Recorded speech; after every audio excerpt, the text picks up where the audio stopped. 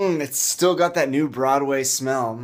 In 1945, Jean-Paul Sartre premiered his play No Exit. And even if you've never heard of the play, even if you're not really sure how to pronounce Jean-Paul Sartre, Sartre, you do know the most famous line out of the play. Hell is other people. Sartre was fixated on the idea that everything we do is in the context of being looked at, qualified, judged, perceived, objectified, and gazed upon by others. And you'll notice that he wasn't exactly, happy with the idea. Hell is other people. And I was reminded of this when I went and saw Bright Star, a musical on Broadway. Music and lyrics by Edie Brickell, music and book by Steve Martin. First of all, Steve Martin wrote a play. That's Steve Martin? Yeah.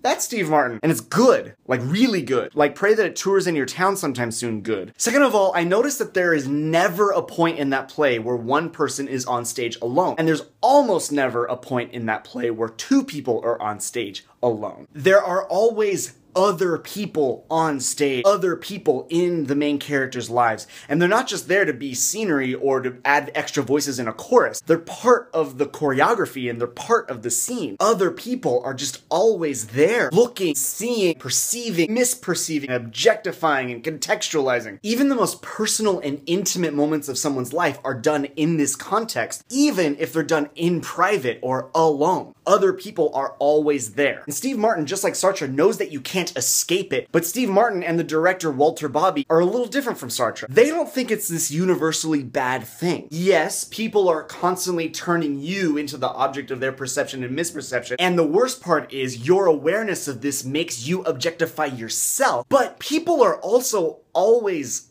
constantly helping you. The closer their perception, the more aware you are that they are gazing upon you, the more possibility there is for shared life. It's other people that multiply your joys, other people that mitigate your sorrows. It's noticing your effect on other people that make you willing to repent of your sin. And boy, is there a doozy of a sin at the end of Act 1.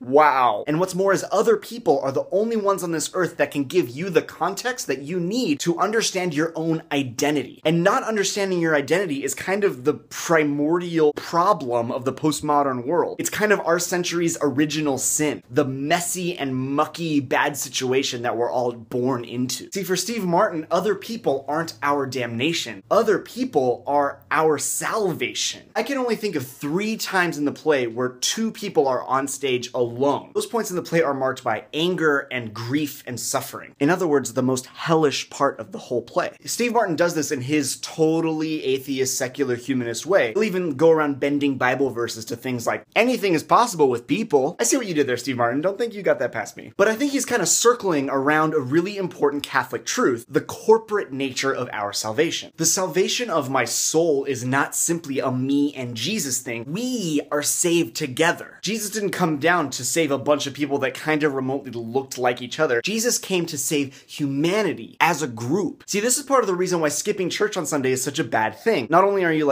going against a commandment of God and a precept of the church, you're depriving the other churchgoers of your portion of the community in which all of you are going to be saved. We are not saved alone. We are saved together. Bright Star closed on Broadway on June 26th of this year because not enough other people decided they wanted to see it. This is why we can't have nice things. Did I mention other people are also kind of the worst?